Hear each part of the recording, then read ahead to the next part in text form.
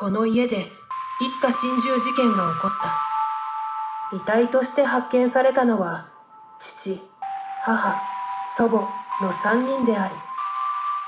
当時10歳の息子は車庫内で生きて発見された。そしてその後、こんな噂が地域で広まった。息子は車庫に閉じ込められていた。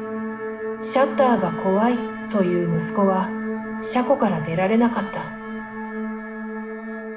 わけのわからない噂であるが、その廃屋にはその噂の根拠となるものが今でも存在している。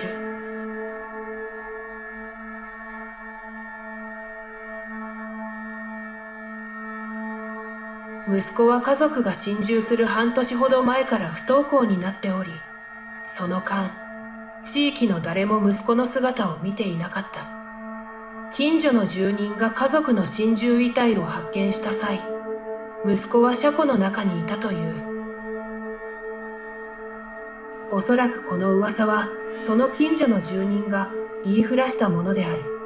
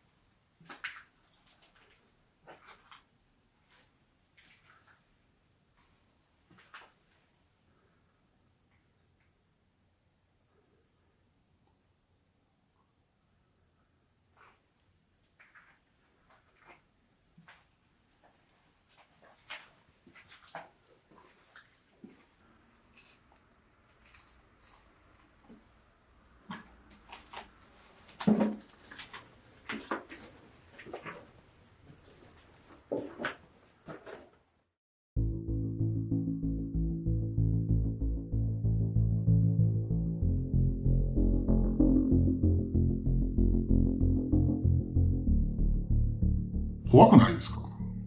これは家から発見されたっていうことですか？はい。その従業員が清掃している時ですね。はい。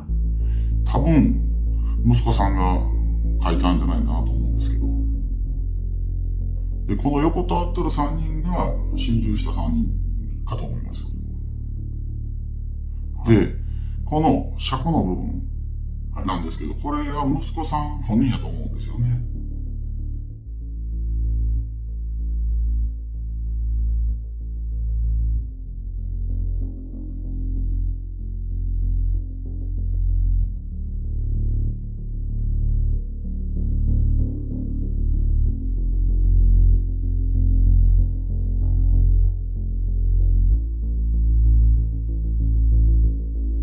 息子さんは事件の後、九州の親戚のところへ引っ越したんですけど、10年ぐらい前に一応亡くなったとは聞いてます。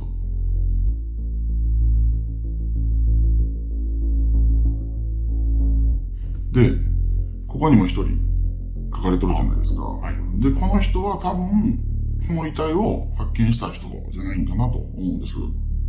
これが誰かっていうのはご存知なんですか？誰が発見したとまではわからないんですけど、ただ多分この人が噂を流した人なんじゃないかなと思うんです。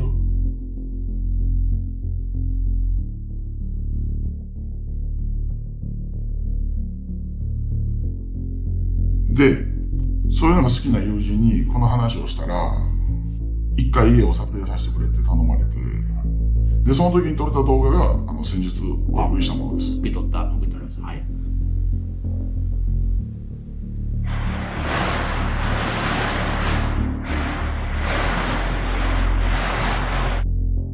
で、シャッターの音しとるじゃないですか。はい。これがその噂とも重なってるんですよね。シャッターが怖いっていうのと。